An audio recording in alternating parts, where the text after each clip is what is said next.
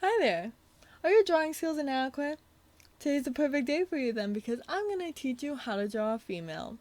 I'm an art major and one of my favorite things is to draw female anatomy because it comes the easiest to me and I figure it would be easier for you guys to learn. Of course, every drawing will vary solely because we all have our own art style. And to get started, we're going to draw the head. The head is the most fundamental part of any human drawing as it will be the measurement for the rest of the body. So to form your head, you're basically going to want to use shapes. A head is just an oval that is skinnier towards the end. Our body is just essentially a bunch of geometric shapes, and the main goal is to get one big curvy shape. Here I have two drawings. I have the one big curvy shape and the geometric form that we're going to reference. Here, we start with an oval that once again gets skinnier towards the end. Do not do a pointed chin because pointed chins don't exist in real life. We all have this slight curve for a chin. Even the geometric form has a circle that we're starting with, and attached to it is a triangle that's just curved near the end.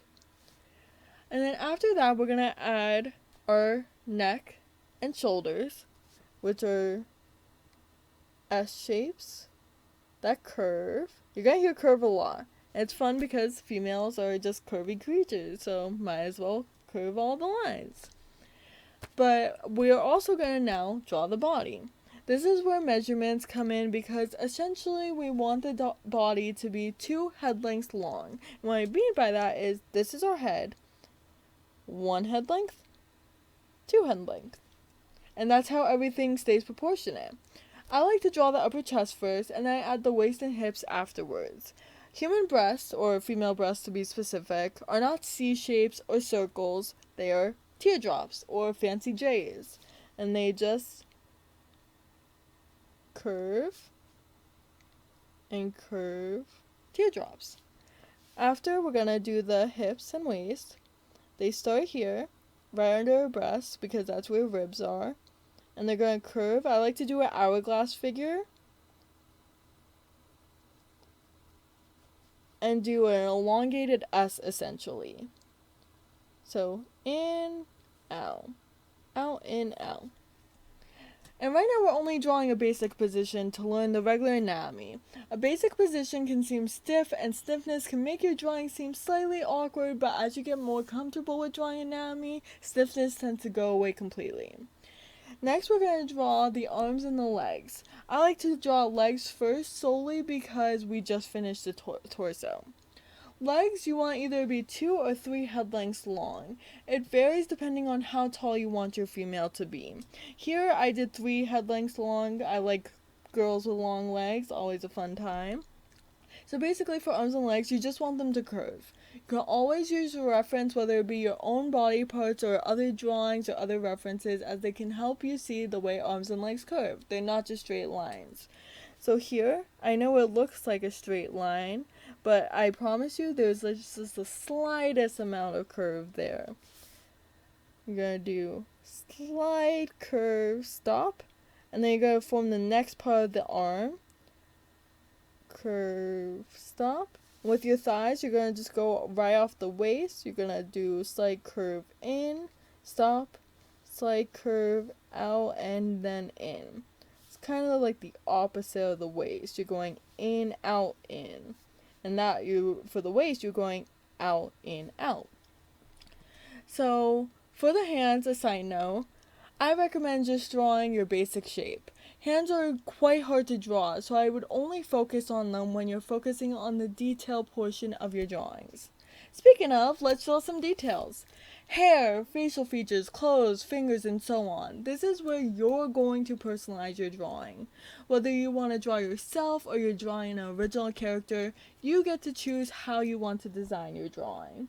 So once again, look at photo references. That would probably be the best option for you to draw your character. And if drawing details freak you out, you just gotta remember that you're adding more shapes to your drawing. I've already drawn details solely because it takes me personally almost 3 hours to add personalization, not just a few minutes. And I added some loose braids, I added freckles, I added cute clothes, jewelry, shoes, etc. And even here, I added some like extra details so you guys could see. It's all just shapes. That's a oval, circle, oval. I even added some lines for some eyelashes. I added a line for a double eyelid that most people do have. We have a parentheses essentially for a nose line. We have a bird and another parentheses for lips. Easy, basic shapes. Even for the braids, they might look detailed because I added more lines just with my pencil. But the braids are just circles with X's in them. And it adding detail just as that makes it look like hair. So I'm going to show you some examples I drew just so you can see more examples of dynamic poses. Here we have another standing one. She has her hand on her waist, looking super fly. We have a action pose. And this is what I mean with stiffness. If you are drawing a dynamic action pose for your first drawing, it's gonna look stiff. This has taken years of practice. I've had many years of practice, and I am still learning. Practice is really key if you ever want to improve your art. But you know, nobody's perfect when it comes to drawings. That's why art is so important. It is so spontaneous in nature that whenever and whatever anyone draws, it's always gonna be considered art. Because it's personal and it's yours, and that's what's gonna make you a true artist. Unless you trace someone else's artwork and claim that's yours. That's illegal in the art community, and you aren't an artist then. But anyways, thank you for your time, and hopefully this helps with your future drawings.